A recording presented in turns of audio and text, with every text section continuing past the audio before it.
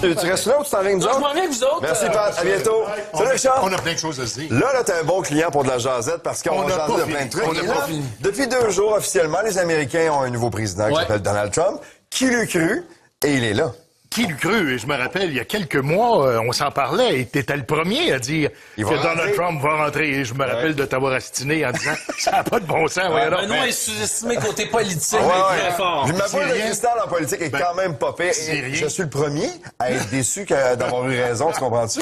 Mais il est là. Et ça fait réagir beaucoup, toi aussi. Ils me font venir, imagine-toi, pour être capable de lire la boule de cristal, puis c'est lui qui gagne. Alors donc, je veux dire, finalement.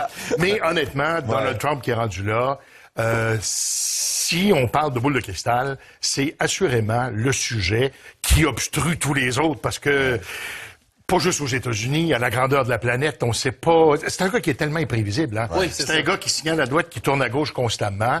Je comprends qu'un politicien, on dit toujours qu'on va le juger sur ses actions, mais il y en a d'abord pour moi qui dit tellement de conneries que finalement, ça finit par allumer des feux un peu partout à grandeur de la planète.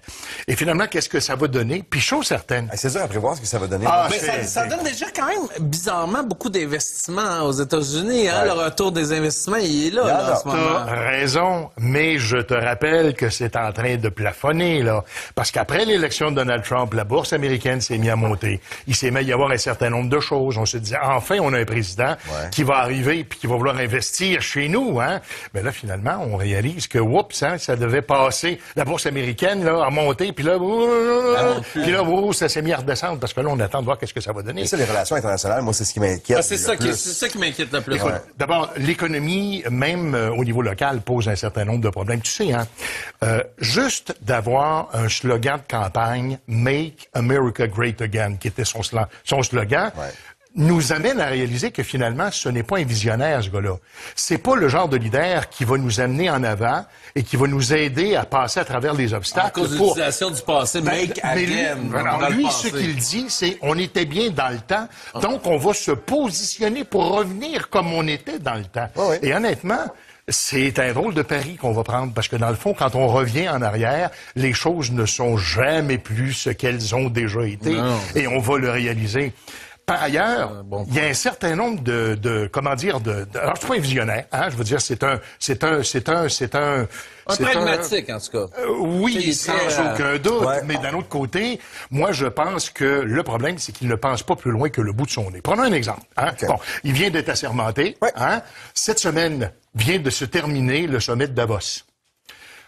Donald Trump dit on va refaire revivre ce qu'on a appelé à une certaine époque le Buy American Act. On se rappelle, on achète aux États-Unis. On achète des produits de chez nous. On avait la même chose au Québec. Hein? On est protectionniste. Le traité de libre-échange, on tire ça par la fenêtre et tout le reste. Eh bien, imagine-toi donc qu'à Davos, le premier ministre chinois, qui était pour la première fois participé au sommet de Davos, ben lui s'est distingué en allant faire un discours qui a été applaudi par tous les leaders du monde, où justement il dit que on ne pourra jamais plus faire l'économie de cette façon-là. Il ne faut pas regarder en arrière.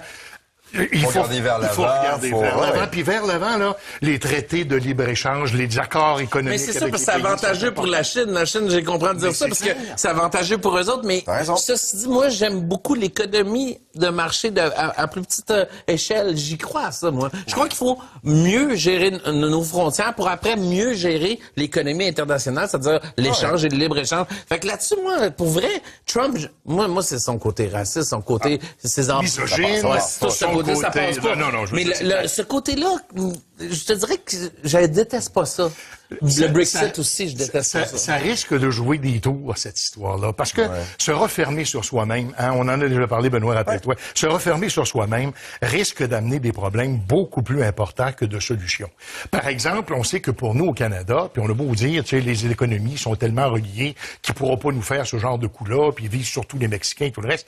À un moment donné, on sait très bien que les Américains, par exemple, dans l'industrie du bois, dans l'industrie de l'automobile, des politiques comme les siennes risquent d'avoir des impacts impact important. Et ça, c'est des dizaines et des dizaines de milliers d'emplois au Canada qui sont menacés. Là. Ce qui est impressionnant dans tout ça, c'est qu'il y a un président américain qui fait jaser bien des gens de chez nous qui, normalement, ne parlent pas de politique, qui s'intéressent pas trop à la politique du Québec, encore moins de celle du Canada, mais qui ont leur opinion maintenant sur ce qui se passe du côté américain. C'est très vrai, Benoît. C'est un phénomène très, très particulier. C'est très vrai ce que tu dis là, et chose certaine, je nous écoute t'en parler depuis tantôt, là. Il en demeure pas moins que on dit, dans le fond, mais j'ai eu à peu près n'importe quoi, parce que on le sait pas.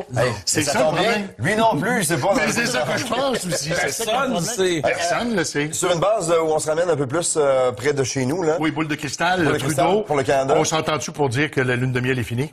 Ben, je pense que oui. Je pense que t'as raison. Ouais, ben, j'avais hâte. La lune de miel. Non, mais tu sais, quand tu pars en lune de miel avec une mauvaise partenaire, des fois, t'as hâte que ça finisse vite. Moi, j'avais hâte que ça finisse. Est-ce que tu vas nous raconter, toi? Non, mais c'est un exemple.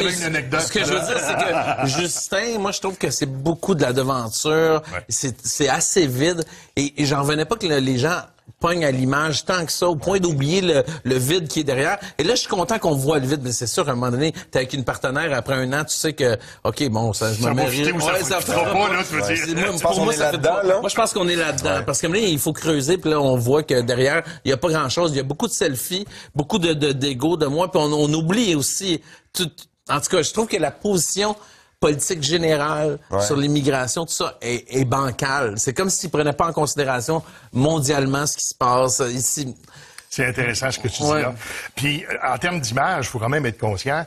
Il y en a plusieurs. Il y a quelqu'un l'autre jour qui me faisait un commentaire sur la comparaison qu'on faisait avec la famille royale et je vais dire Pierre Trudeau et Justin Trudeau. Et je pense que Justin Trudeau n'a pas compris que c'est pas le prince William, puis que sa femme, c'est pas Kate. Je veux dire, tiens, rappelons-nous que Mme May, qui est la première ministre en Angleterre, elle est très effacée. On la voit à peu près pas. Elle est aux affaires et elle apparaît quand vient le temps de faire des déclarations officielles.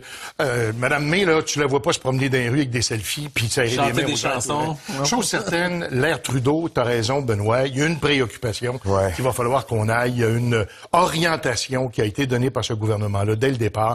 Et ce sont des déficits à répétition. Oui, ça c'est dangereux. Ça, c'est incroyable. Ça coûte extrêmement. Quand on parle, là, on est, dépendamment des sources, là, entre 900 et 1500 milliards de déficit additionnel d'ici 2050 avec ces politiques. Ça, c'est une affaire. 2050, c'est demain, là, ça va passer vite comme ça. Peu importe le gouvernement élu, c'est une affaire que, en tant que citoyen, je ne comprendrai jamais. On nous dit économisez, payez vos dettes, tout ça. Mais nous, le gouvernement, on va s'endetter, puis il n'y aura pas de problème, ça va faire rouler l'économie. Moi, j'ai goût de dire, moi aussi, je vais m'endetter, on va faire rouler l'économie. Comment? On le fait ensemble, on s'endette toute la gang. On va être fixé très bientôt, là. Il y a au mois de mars qui s'en vient, là, il y aura un budget. Et je pense qu'il y aura une tendance importante qui sera donnée à ce moment-là. Mais c'est très clair que c'est un point d'inquiétude, tout ça.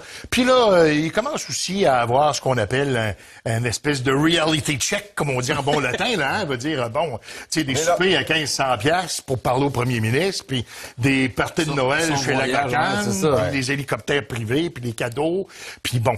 Et dernière chose, peut-être, puis on termine là où on a commencé avec Donald Trump. Est-ce que vous pensez que c'était une bonne idée de se départir de Stéphane Dion pour nommer cette dame-là? Je lui accorde tout le bénéfice du monde. J'ai même pas le droit d'aller en Allemagne. C'est une bonne journaliste économique et tout le reste, mais sachant le peu de cas et la misogynie de Donald Trump et le peu de cas qu'il fait des femmes, est-ce que c'était une bonne idée que d'aller nommer une femme? En plus, c'est interdit d'accès en plus, c'est interdit d'accès en Allemagne. Alors, ce sera vraiment à suivre. Tu sais qu'on pourrait jaser comme ça pendant des heures. Malheureusement, on n'a plus de temps, mais vous allez prendre un café après tantôt. Moi, j'aime bien jaser de lingerie aussi, hein? Oui, Rambo Gauthier. Je peux parler de lingerie autant que de politique. Autant que de politique. Ça, c'est une bonne chose. Mais ça, la lingerie, c'est peut-être après la 3e, 4e bière. Ouais. On fera ça, les gars. C'était fun. On se reprend très vite.